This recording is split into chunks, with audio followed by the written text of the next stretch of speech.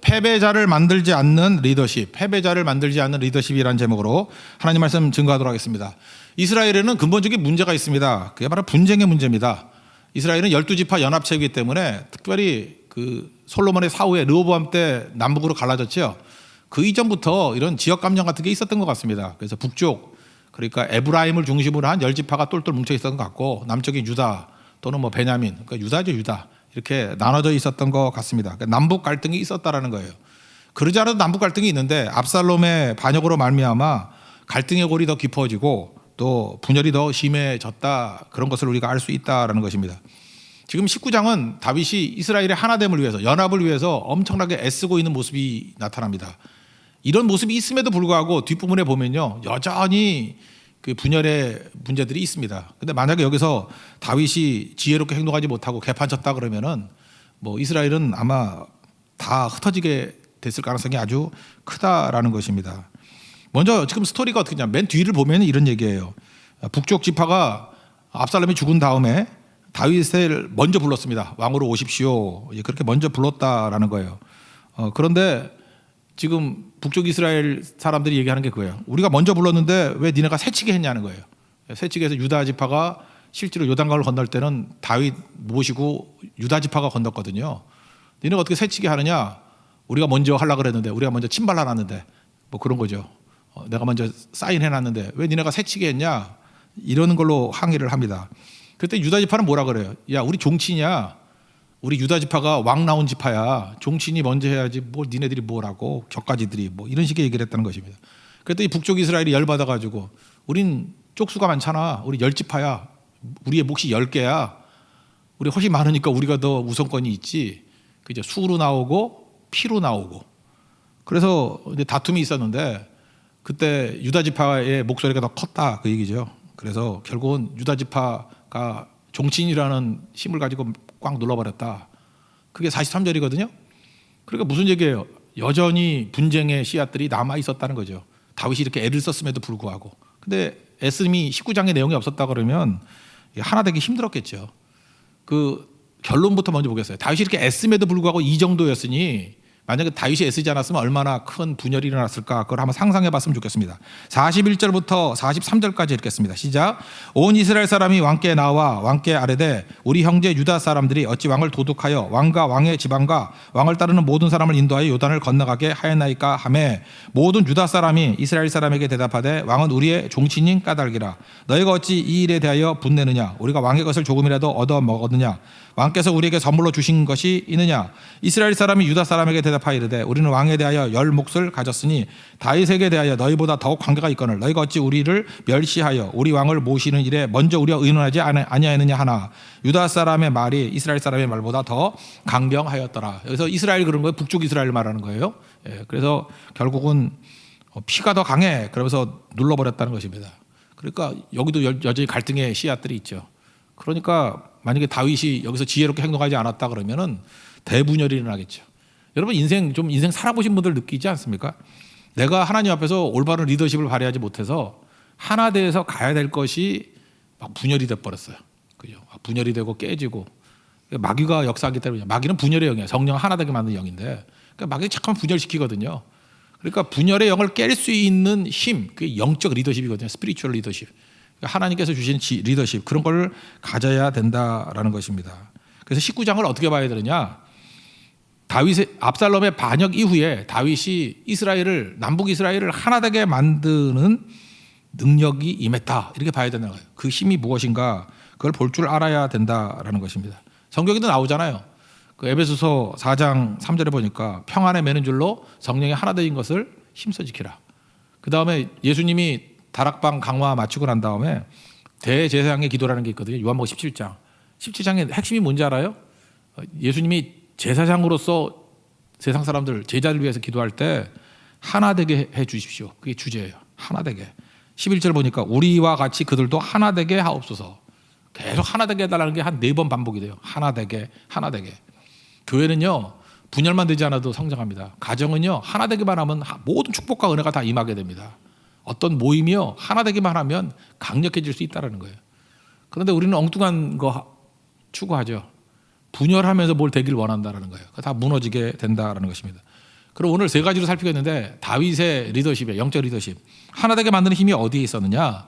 첫 번째는 다윗은 왕의 모습으로 드러나는 게 아니라 아버지의 모습으로 나왔다는 거예요. 이 여자분 같으면은 왕의 모습, 힘으로 나가는 게 아니라 어머니의 모습으로 나갔다. 이게 되게 중요하다는 것입니다. 압살롬이 죽었다는 소식을 듣습니다. 통곡합니다. 엄청 울어요. 죽었다는 소식 듣고도 뭐 좀 지나치도록 울어요. 이거 진실일 수도 있지만 저는 약간 의도됐다고 생각하거든요. 제가 나쁜 사람인가요? 모르겠어요. 나는 이게 의도 같아. 왜냐하면 다윗의 성격을 내가 좀 알거든요. 왜 그러냐면 다윗은 지극히 현실주의자입니다. 그래서 밧세바와 그 아이 낳았잖아요. 그래서 하나님께서 그 아이를 치시겠다 범죄했기 때문에 그랬더니 뭐 밥도 안 먹고 막 금식기도 하잖아요. 아이 살려달라고. 근데 그 신하들 눈치 보니까 애가 죽었거든요. 그래서 물어봤더니 살았냐 죽었냐 그랬더니 죽었대요. 그랬더니 이제 막 밥 차려 배고파 죽을 뻔했어. 막 퍼먹는 거예요. 그래서 신하들이 이상한 거예요, 그죠? 살아 있을 때 금식하더니 뭐 죽었다 그러니까 그렇게 밥 쳐 드세요. 그렇게 말은 않겠지만, 예, 그랬다고요. 그랬더니 다윗이 했던 말, 요게 다윗의 어떤 성향을 보여줘요. 사무엘하 12장 22절 보니까 아이가 살았을 때 내가 금식하고 온 것은 혹시 여호와께서 나를 불쌍히 여기서 아이를 살려주실지 누가 알까 생각함 이거니와 하나님께서 살려주실지도 모르는데 그래서 내가 매달려 기도했다는 거예요. 지금은 죽었으니 내가 어찌 금식하랴. 내가 다시 돌아오게 할 수 있으랴. 그래서 밥 먹는다 임마 그런 거예요. 그러니까 다윗은 굉장히 현실주의자죠.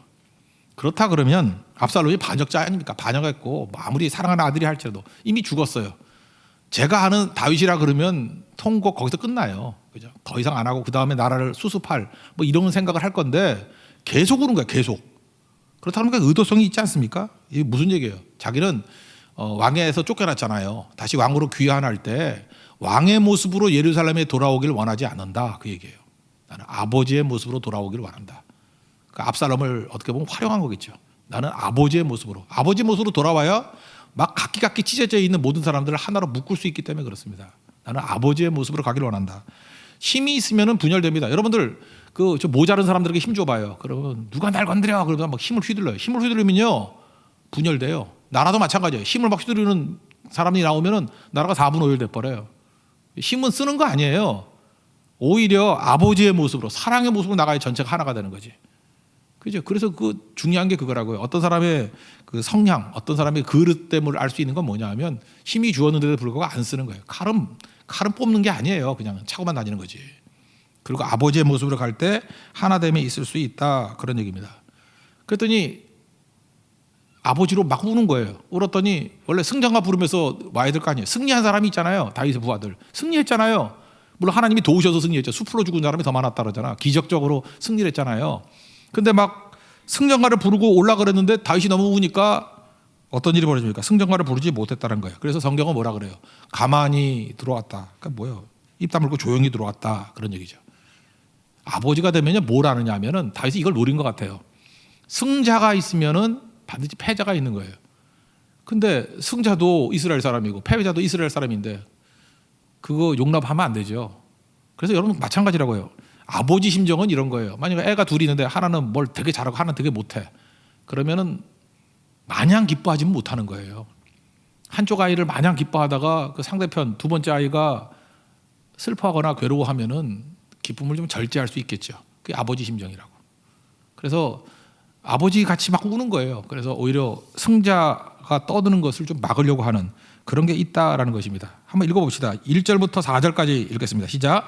어떤 사람이 요압에게 아뢰되 왕이 압살롬을 위하여 울며 슬퍼하시나이다 하니 왕이 그 아들을 위하여 슬퍼한 다음이 그날의 백성들에게 들리매 그날의 승리가 모든 백성에게 슬픔이 된지라. 그날의 백성들이 싸움에 쫓겨 북으로 도망함같이 가만히 성읍으로 들어가니라. 왕이 그의 얼굴을 가리고 큰 소리를 부르되 내 아들 압살롬아 압살롬아 내 아들아 내 아들아 하니 막 큰 소리를 떠들었다고요. 왜 그렇죠? 그래야 조용해질 거니까. 요압이 가가지고 항의합니다. 항의할 만하죠. 서운합니다. 되게 서운한 거야. 우리 목숨 걸고 싸웠는데 아니 우리 이긴 건 생각 안 하고 이렇게 아들만 놓고 울고 있으면 어떡합니까? 분노심도 생기고. 그래서 어떻게 보면 승리하고 돌아온 군사들의 마음을 대변하는 거죠. 그래서 다윗 우리 당신 구원해 줬더니만 이게 우리를 부끄럽게 합니까? 그러면서 한마디 하죠. 압살롬님 대신에 우리가 죽은 것이 나을 뻔했습니다.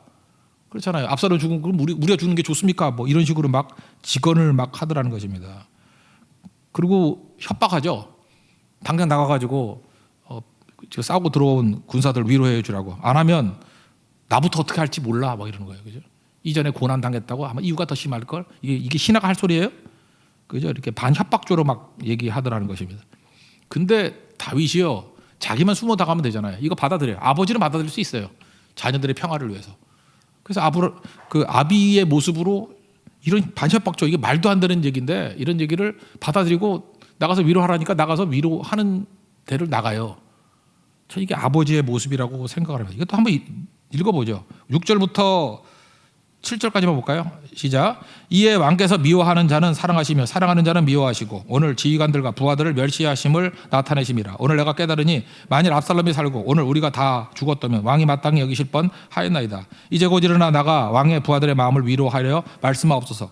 내가 여호와를 두고 맹세하옵나니 왕이 많이 나가지 아니하시면 오늘 밤에 한 사람도 왕과 함께 머물지 아니할지라. 그리하면 그 화가 왕이 젊었을 때부터 지금까지 당하신 모든 화보다 더욱 심하리이다 하니. 이런 얘기 듣고 나갔다라는 것입니다. 그러니까 아버지 심정이죠. 이렇게 좀 어떻게 보면 흥성대원 같이 좀 바보같이 멍청이같이 행동하는 거, 그죠? 이렇게 하는 게 하나 되게 만드는 데 도움이 된 것 같아요. 그죠? 압살롬 하면서. 그러고 난 다음에 또 한 번 또 기다려요. 뭘 기다리냐면 그냥 치고 빨리 예루살렘 올라가는 게 아니라 좀 머뭇거렸던 것 같아요. 왜? 북쪽 이스라엘이나 남쪽 유다나 자기를 불러달라고. 그죠? 왕으로. 왜냐 대한 부재거든요. 그냥 가만히 있어도 자기밖에 없잖아요. 그러니까 뭐하러 올라가? 그러니까 백성들이 이렇게 호응해서 불러줄 때까지 기다리는 겁니다. 그랬더니 북쪽 이스라엘이 먼저 제안을 하죠. 왕을 다시 모셔 올리자 이랬다라는 거예요. 참 잘 된 거죠. 근데 남쪽 유다는 가만히 있는 거예요. 그랬더니 다윗이 이게 의도했다는 게 보이는 거죠. 다윗이 제사장 2명한테 사독하고 아비아달한테 이렇게 찔러요. 야, 너 유다한테 가가지고 얘기해. 야, 북쪽 이스라엘이 나 오라 그런데 너희들 우리 종친 아니야? 우리 고류가 아니야? 니네가 먼저 불러야지. 그래서 유다를 이렇게 부축해요. 유다가 이렇게 다윗을 불러오기 힘들었던 이유가 뭘까요? 압살롬의 반역의 시초가 어디였어요? 헤브론이었어요. 유다 지파에 본 거지. 그러니까 유다 지파부터 반역을 한 거라고. 압살롬 편에 든 거라고. 그러니까 유다 지파는 차마 부끄러워가지고 다윗에게 나가서 면목이 없잖아요. 유구무원이잖아요. 먼저 오라고 그러기가 힘들잖아요. 그래서 다윗이 제사장을 통해서 힌트를 주는 거예요. 니네가 먼저 오라 그래.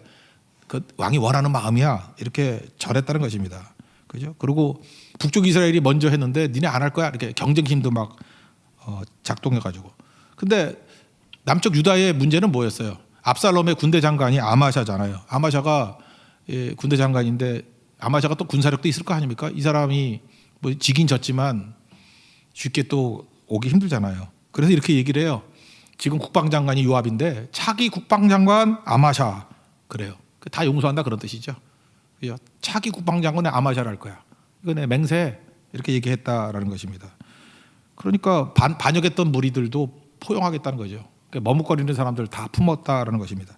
11절부터 13절까지 읽겠습니다. 시작. 다윗 왕이 사독과 아비아달 두 제사장에게 소식을 전하여 이르되 너희는 유다 장로들에게 말하여 이르기를 왕의 말씀이 온 이스라엘이 왕을 왕궁으로 도로 모셔오자 하는 말이 왕께 들렸거늘 너희는 어찌하여 왕을 궁으로 모시는 일에 나중이 되느냐. 너희는 내 형제요 내 고륙이거늘 너희는 어찌하여 왕을 도로 모셔오는 일에 나중이 되리요 하셨다 하고 너희는 또 아마샤에게 이르기를 너는 내 고륙이 아니냐. 내가 요압을 이어서 항상 내 앞에서 지휘관이 되지 아니하면 하나님이 내 벌이에 벌을 내리시기를 바라노라 하셨다 하라 하여. 이렇게 포용책을 썼습니다.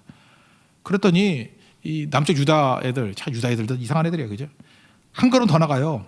왕을 돌아오게 하자라고 하는 것에서 머무른 게 아니라 그렇지 우리 고륙이지 그러면서 자기들이 먼저 새치게 해가지고요. 다윗을 이끌고 요단강을 건넌 거예요. 요단강을 건넜다는 건 뭐예요? 이제 이스라엘에 들어왔다 그런 뜻이죠. 그거를 주도합니다. 그래서 이것 때문에 나중에 아까 읽었잖아요. 처음에 이 북쪽 10개 지파하고 충돌이 일어난 거예요. 우리가 먼저 오라고 그랬는데 니네가 왜 새치기 해? 그랬더니 새치기는 무슨 새치기야? 우리가 종친이잖아. 그랬더니 우리는 열목이잖아. 우린 지파 쪽수가 많잖아. 이러면서 갈등이 있었다는 것입니다. 이제 그 정도로 다윗은 지금 의도한 거예요. 막 운 게 아버지로서 역할을 하려고. 그래서 북쪽 이스라엘은 오게 만들고 유다도 포함하게 만들도록 찔러가지고 니네가 불러오게 해. 그래서 하나 되게 만들었다는 것입니다. 우리 지난주부터 얘기했죠. 아버지가 중요한 거예요. 아버지가 할 일이 뭐냐? 포용력입니다. 아버지가 되셔야 됩니다. 그래야 품을 수 있고 하나 되게 만든 능력이 임하게 된다는 거예요. 그래서 어떤 사람을 리더로서 훌륭하다고 얘기할 수 있냐면 그 사람한테 아버지 냄새가 나야 돼요. 아버지구나. 그럼 좋은 리더야. 또 그 사람한테 어머니구나. 어머니는 한 10손가락 뭐 찔러서 안 아픈 손가락 없다며. 그 전체를 다 포용할 수 있는 게 돼야 된다. 그 아버지 아닌 게 뭐죠? 맨날 자기 편밖에 모르고, 그죠? 자기 편밖에 자기 그 똘마니들만 챙기고, 그걸 뭐라 그러죠? 그거 양아치지 뭐 양아치. 양아치 되면 안 되고 아버지 돼야 돼요. 아버지. 다윗을 보세요. 용의주도 하잖아요. 내가 볼 때 이거 다윗이 압살롬하고 울었던 거 이거조차도 하나로 품기 아니라 아버지의 품격을 보여주고자 하는 내용이었다고. 지금 요압이 막 대들고 하는 거, 내가 볼 때 대드는 거 어쩌면 요압가 짰는지도 몰라. 요압이 막 대드는 것도 아버지는 당하거든. 수모를 당해가면서 나는 아버지야. 하나도 놓칠 수 없어. 그러면서 북쪽 이스라엘도 품고 남쪽 유다도 품고. 지금 이렇게 품었는데도 뒤에 보면 갈등이 이렇게 심한 정도인데 품지 않았다 그러면 압살롬의 반역 이후에 절대로 하나 될 수 없습니다. 이스라엘은 이때부터 분열이 되고 4분 5열 됐을 거예요. 그런데 아버지로 나가니까 하나 되더라. 여러분 이제 시간이 지나면 지날수록 영향력이 커지잖아요. 그럼 여러분들이 섬기는 공동체가 커질 가능성이 큽니다. 20대보다 30대가 더 커질 거고 40대, 50대 되면 더 커질 거 아니에요. 그러면 여러분들이 시간이 가면 갈수록 괜히 멋있는 척하지 마세요. 그죠? 멋있는 척하지 말고 뭐 이렇게 시크한 척하지 말고 그럼 다 떠나가요. 그 사람이 나이가 들면 나이가 들수록 시간이 가면 갈수록 아버지 냄새가 나야 된다니까요. 어머니 냄새가 나야 된다니까요. 그게 중요한 거겠죠. 그리스도 예수 안에서 일만 스승이 있다. 스승은 뭐예요? 힘으로 막 제압하는 능력 아니에요? 그러나 아비가 없다. 아버지가 별로 없다고. 그래서 얘기하잖아. 내가 그리스도 예수 안에서 내가 너희를 낳았다고. 나는 아버지다. 사도 바울이 그러잖아요. 나는 아버지다. 그러니까 아버지 돼야 된다. 다윗도 아버지다. 우리 모든 사람들이 아버지 되고 어머니 될 수 있는. 그래서 어떤 때는 최고는 그거죠. 나이가 20살밖에 되지 않은 어떤 총각한테 아버지 냄새가 막 나는 거예요. 그럼 그놈 될 놈이에요. 그죠? 자기밖에 끼리끼리 모여있는 양아치 같은 느낌이 안 들고 아버지 같은 느낌이 드는 거예요. 배려할 줄 알고. 뭐 좋은 일이 있더라도 내가 너무 이렇게 좋아하면은 제가 상처 입잖아요. 하면서 친구도 배려할 줄 알고. 이게 바로 뭐예요? 아버지거든요. 아버지. 그래서 하나 되게 만드는 거. 여러분 하나됨의 힘, 아버지 됨에 있다는 거. 왕으로 나서지 마시고 왕되기 좋아하지 말라고요. 하다보다 우리 왕 게임도 하면 안 돼요. 그런 거 하지 말아요. 그죠? 아버지 게임 해야지. 뭐 그런 게 있는지 모르지만 아버지 돼야 된다. 어머니 돼야 된다고. 두 번째 내용은요. 듀얼리즘. 뭐 같은 얘기인지도 모르지만 이기는 자와 진 자로 나누지를 않아요.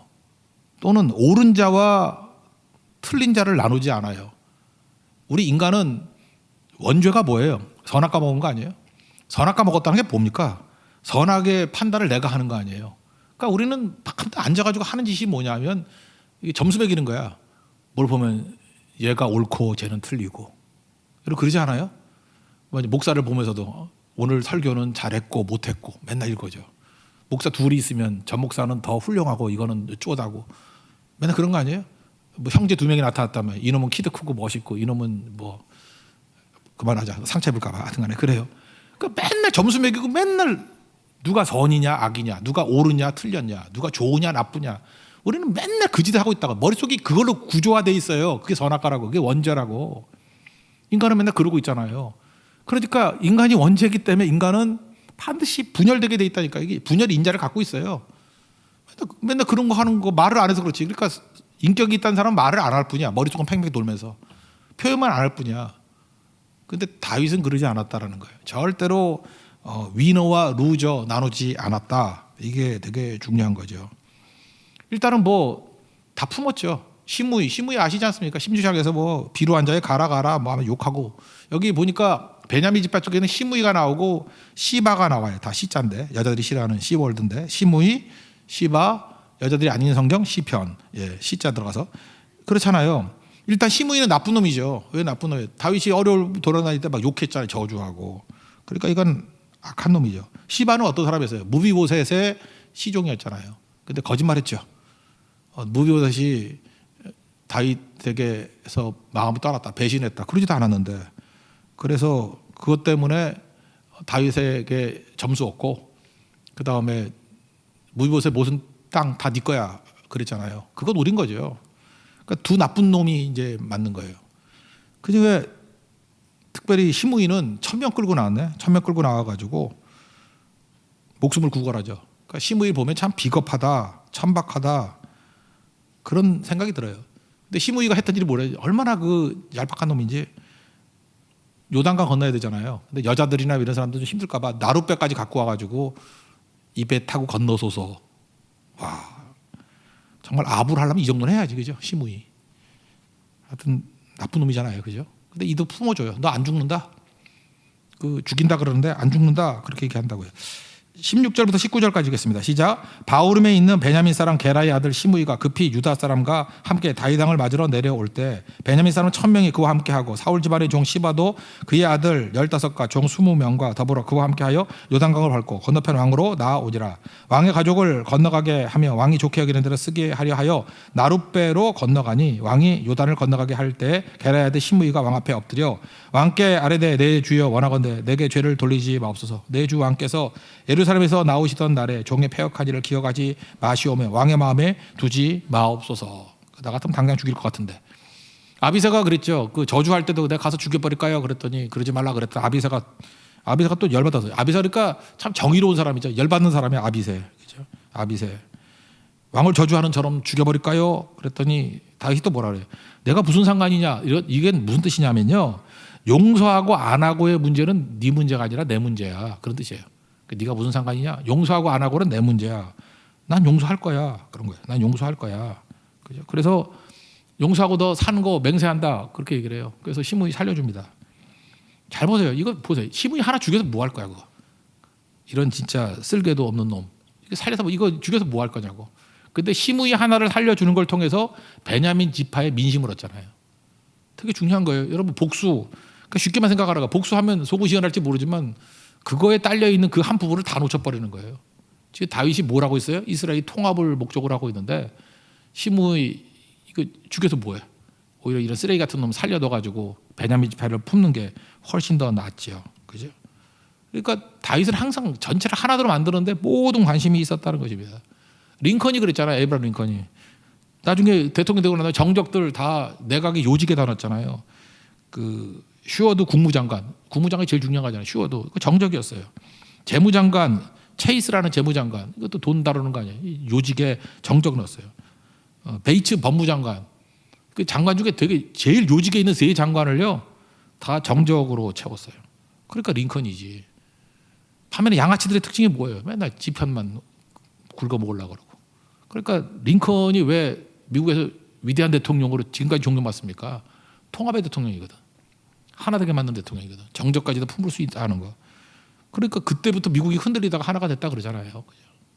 이게 되게 중요한 거죠. 여러분도 마찬가지예요. 우리 인생을 살면서 여러분들이 믿음을 가지고 있다면 무슨 리더십을 가져야 되냐면 적까지도 품을 수 있는 정적까지도 품을 수 있는 링컨이 어디서 배웠겠어요? 성경의 사람 아니야. 한 권의 사람. 엄마 죽고 난 다음에 성경이 네 엄마다 그러고 책 2권 들고 다니잖아요. 성경과 이소우화. 이소우화를 통해 세상의 지혜 좀 배우고 주로 성경이에요. 성경. 너무 자료가 많기 때문에 우리가 제대로 못 사는 거예요. 한 권의 사람 되십시오. 성경의 사람. 그리고 백악관을 기도로 만든 사람 아니에요. 그러니까 이런 게 나오는 거죠.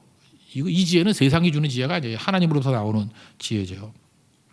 그러나 이거보다 더 놀라운 건 뭐냐면요. 그 무비보셋과 시바 사건이죠. 시바에 대해서는 얘기가 안 나오는데 이 무비보셋 사건을 통해서 나와요. 지금 여기서 명확해졌죠.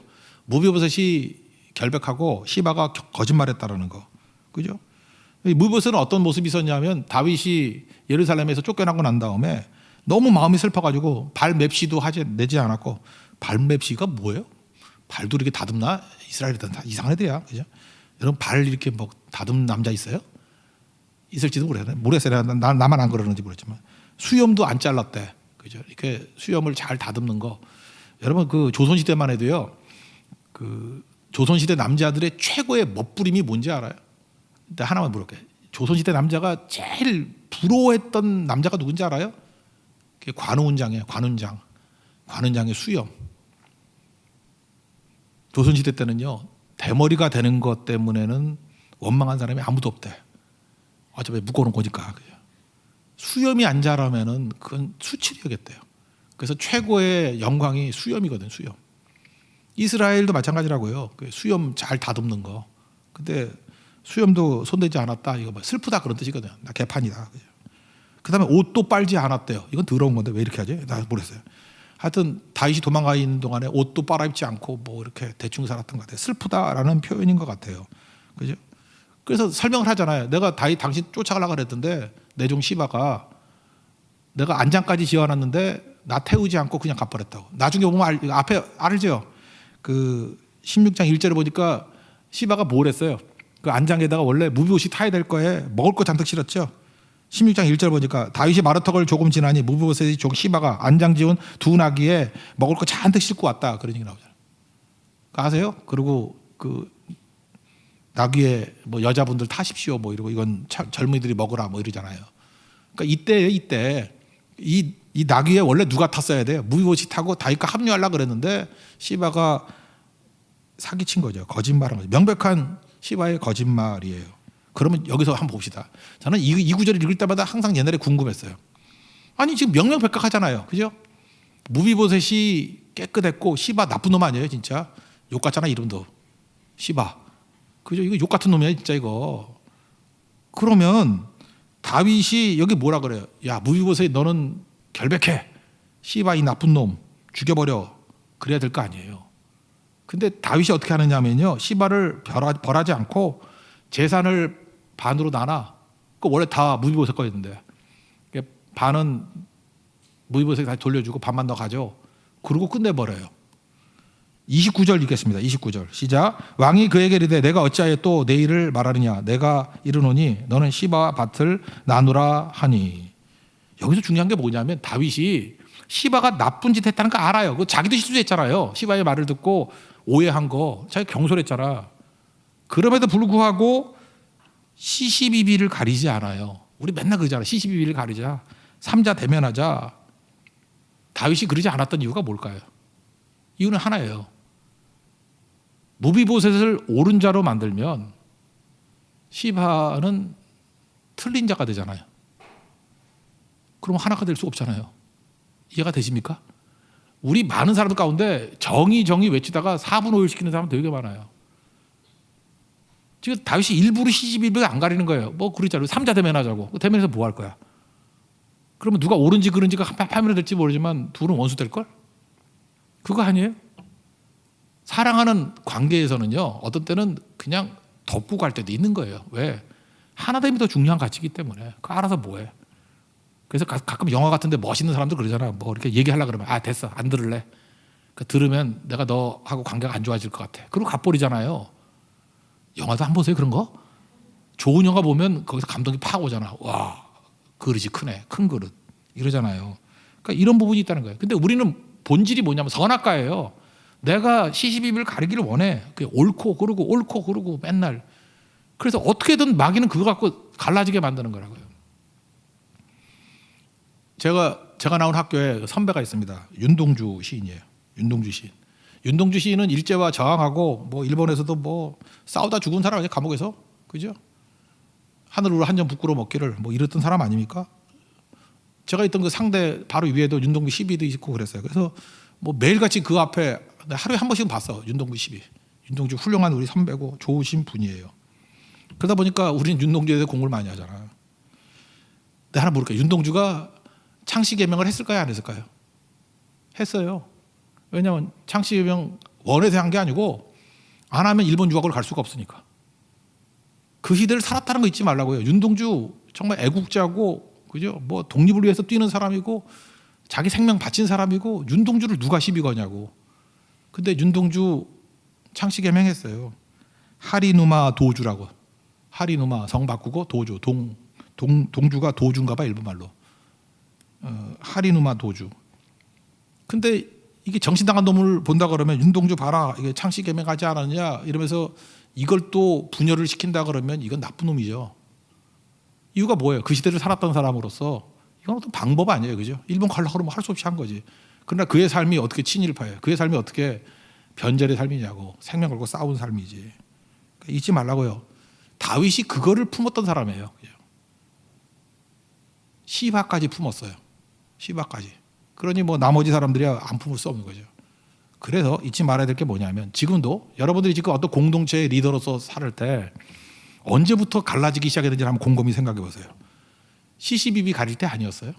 뭐 문제가 하나 딱 터졌어. 멍청한 리더는요 맨날 야 다 모여. 지금부터 삼자 대면하자. 시시비 가리자. 누가 거짓말했는지 찾아내야 지금. 누가 잘못했는지. 그래 찾았다고 합시다. 인간이 다 죄인인데 찾아놨는데 해결이 돼요? 4분의 1 되고 아마 그런 기업은 망할걸? 다 뒤집어질걸? 제가 사업하는 어떤 형제 한번 들어본 적이 있어. 요즘 얘기 아니야. 여러분 오해 없이 들으세요. 옛날에 보니까 그래요. 옛날 얘기. 제가 뭐 대학교 다닐 때 그때쯤 들었던 얘기인데 이상하대. 남자 사장님하고 여자 사장님이 있대. 그럼 보면은 여자 사장님이 촉이 강하잖아. 느낌도 딱 오고. 남자 사장님은 바보 같잖아. 저래가지고 저 망할 것 같고. 근데 남자 사장님도 알긴 한다는 거예요. 그래서 어떤 비리가 있거나 그러면 그냥 알면서도 모르는 척하고 넘어가다가 결정적인 순간에만 이렇게 제재를 가한대. 근데 여자 사장님은 남자보다 촉이 10배는 강하잖아. 그러니까 맨날 잡아가지고 나쁜 짓 하는 만 잡는 거예요. 그래서 그 여자 사장님이 망할 때 꼭 그런 얘기를 하는데 세상에 믿을 놈 하나도 없어. 이 썩어 빠질 세상 그러고 망해버린대. 반면에 남자 사장이 있던 거기는 살아남고. 지금 제 친구가 두 회사 경험하고 난 다음에 했던 얘기예요. 왜 자기가 두 번째 있는 회사는 잘 되고 첫 번째 있는 회사는 망했든지. 우리가 지금 옛날 얘기니까 남녀니까 오해 없이 들으세요. 내가 여자를 무시하는 건 아니고 남자도 그런 이상한 남자도 있을지도 몰라요. 그죠? 제 친구 얘기였으니까. 우리가 그럴 수 있다. 우리가. 나도 그럴 수 있다라는 거예요.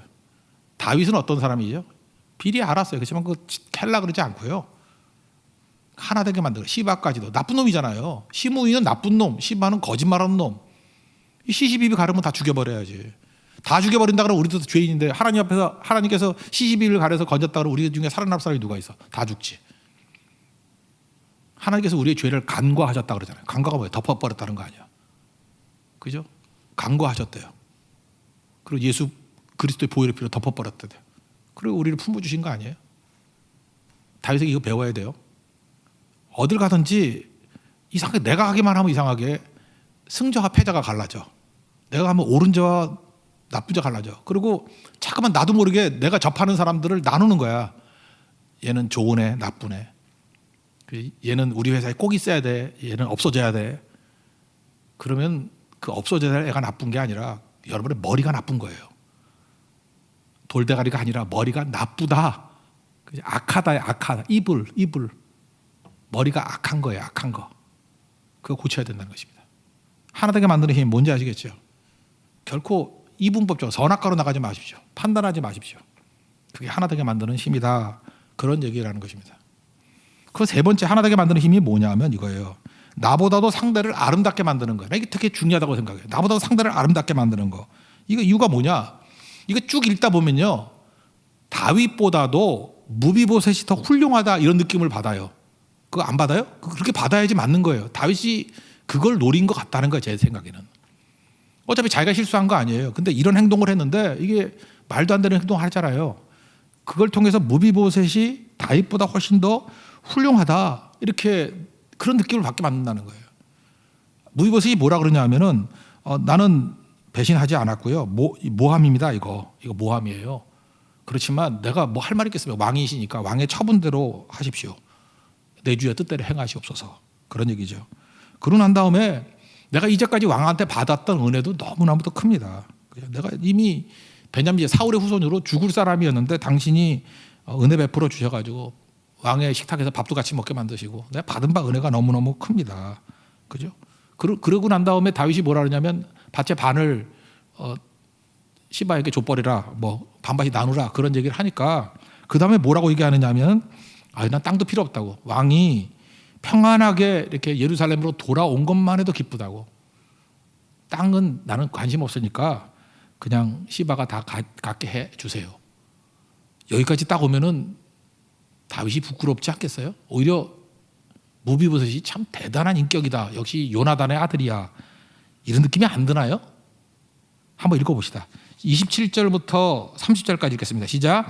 종이 나를 내 주 왕께 모함하였나이다. 내 주 왕께서는 하나님의 사자와 같으시니 왕의 처분대로 하옵소서. 내 아버지의 온 집이 내 주 왕 앞에서는 다만 죽을 사람이 되지 아니하였나이까. 그러나 종을 왕의 상에서 음식 먹는 자 가운데 두셨사오니 내가 아직 무슨 공의가 있어서 다시 왕께 부르실 수 있사오리까 하니라. 왕이 그에게 이르되 내가 어찌하여 또 내 일을 말하느냐. 내가 이르노니 너는 시바와 밭을 나누라 하니 무비보셋이 왕께 아뢰되 내 주 왕께서 평안히 왕궁에 돌아오시게 되었으니 그로 그 전부를 차지하게 하옵소서 하니라. 이렇게 얘기하잖아요. 그러니까 다윗은 어떤 사람이냐 하면은 뭐 이렇게 말쭉하고 난 다음에 결론은 나는 훌륭하고 너는 나쁜 놈이야 이런 인상을 주는 게 아니고 자기가 실수했잖아요. 자기가 잘못했잖아요. 그래서 이게 디자인을 어떻게 하느냐 하면 자기가 좀 나쁜 사람 같이 되고 무비보셋이 훌륭한 사람이 되도록 이렇게 디자인하는 거예요. 이게 되게 중요한 거죠. 이런 말 해도 되나 모르겠는데 요즘에 무슨 뭐 정치에서 뭐 서로 뭐 양보한다 그러는 거 있잖아요. 정치인들 뭐 양보한다. 근데 내가 보니까 그래. 서로 양보한다 그런 이유가 뭐냐면 내가 양보했으니까 내가 착한 사람이고 저는 나쁜 놈이야. 그런 인상 주려고. 오늘은 뭐 양보도 막 경쟁을 하대. 내가 양보 먼저 했다. 7분 먼저 했다. 뭐 이러고. 거기서 우리가 본심으로 느끼는 게 뭐예요?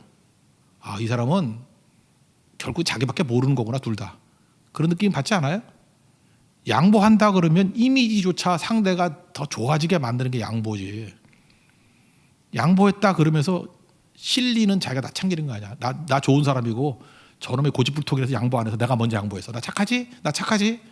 결국 뭐예요? 나 찍어줘 그거 아니에요? 그러니까 물론 정치인들은 다 그렇겠지. 뭐 내가 뭐 더 말하고 싶지 않아. 근데 우리가 일상생활에서 이따위로 살면 안 된다는 거예요. 양보를 했으면 진짜 양보가 돼야지. 양보는 뭐예요? 내가 만 양보합니다. 그러면 내가 더 비천한, 내가 더 욕먹는 자리로 내려가는 게 양보지. 내가 명분도 잃어버리는 게 양보지. 그죠? 그렇게 해야 된다는 거예요. 다윗을 보세요. 다르잖아요, 벌써. 다윗이 이게 머리 잘 도는 사람인데 얼마든지 무비보셋 이게 합리화시켜서 꾸며가지고 자기가 실리와 명분을 다 얻게 만들 수 있잖아요. 그런데 다윗은 그러지 않았어요. 오히려 자기가 실수했잖아요. 그죠? 시바의 말 듣고 괜히 잘못했고, 그리고 자기가 해야 될 일이 뭐예요? 시바조차도 품어야 되니까 무비보셋에게 너무 심한 일을 했잖아요, 자기가. 그러니까 욕은 내가 먹고 무비보셋은 훌륭한 사람이 되도록 이렇게 디자인하잖아요. 그래서 지금도 무비보셋 보면서 욕하는 사람이 없잖아. 있을지도 모르지만 다윗보다 훌륭한 인격 그러잖아요. 이게 다윗이에요. 저는 그래서 다윗이 좋아요. 다윗이 진실하다, 내 마음에 합한 자다 그러니까 여기 있는 것 같아요. 진실한 사람이 이 사람은. 쇼하는 사람이 아니야. 진실한 사람이에요. 그게 중요한 거죠. 거기다가 바르실레라는 사람이 와서 도와줬는데 이것도 보세요. 도움 받고 난 다음에 그를 후덕한 인물로 묘사하잖아요. 내가 왕이니까 뭐 나한테 내가 인기가 좋아가지고 이렇게 도와준 사람이 많다. 그게 아니고 바르실레가 다윗같이 모자른 사람을 도와줄 정도로 후덕한 사람이다. 이런 이미지를 주고 끝내버리잖아요. 이 바르실레 얘기도 한번 읽어볼까요? 그 31절부터 36절까지 한번 읽겠습니다. 시작. 길르앗 사람 바르실레가 왕이 요단을 건너가게 하려고 로글림에서 내려와 함께 요단에 이르니 바르실레는 매우 늙어 나이가 80세라. 그는 큰 부자이므로 왕이 마하나임에 머물 때 그가 왕을 공개하였더라. 왕이 바르실레에게 이르되 너는 나와 함께 건너가자. 예루살렘에서 내가 너를 공개하리라. 바르실레가 왕께 아뢰되 내 생명의 날이 얼마나 있사옵기에 어찌 왕과 함께 예루살렘에 올라가리이까. 내 나이가 이제 80세라. 어떻게 좁고 흉한 것을 분간할 수 있사오며 음식의 맛을 알 수 있사오리이까. 이 종이 어떻게 다시 노래하는 남자나 여인의 소리를 알아들을 수 있사오리이까. 어찌하여 종이 내 주 왕께 아직도 누를 끼치리이까. 당신의 종은 왕을 모시고 요단을 건너려는 것뿐이오늘 왕께서 어찌하여 이 같은 상으로 내게 갚으려 하시나이까. 그래서 훌륭한 사람의 특징이 뭔지 알아요? 주변 사람을 존경할 자로 만드는 거라고. 어떤 사람 그런 사람 있죠. 하여튼 나 빼고는 다 나쁜 놈이야. 그 사람 말하는 거 보면은 자기만 훌륭해. 그거 다 나빠. 회사도 보면은 사장도 나쁜 놈, 부사장도 나쁜 놈, 상무, 전무 다 나쁘고 자기만 선량해. 그 놈이 나쁜 놈이에요. 근데 어떤 데 보면 우리가 볼 때 객관적으로 다 나쁜 놈밖에 없는 것 같이 보이는데 그 사람 얘기를 들으면 다 훌륭해 보여. 다 이유가 있는 것 같이 보이고, 그죠? 속마음은 그게 아닌 것 같이 보이고. 그래야 되는 거죠. 우리 새 언약이 뭐라 그랬어요? 십자가 성령이라고 했잖아요. 우리 새 언약의 백성 아니에요? 우리가 할 일은 뭐예요? 하나님 능력 주세요.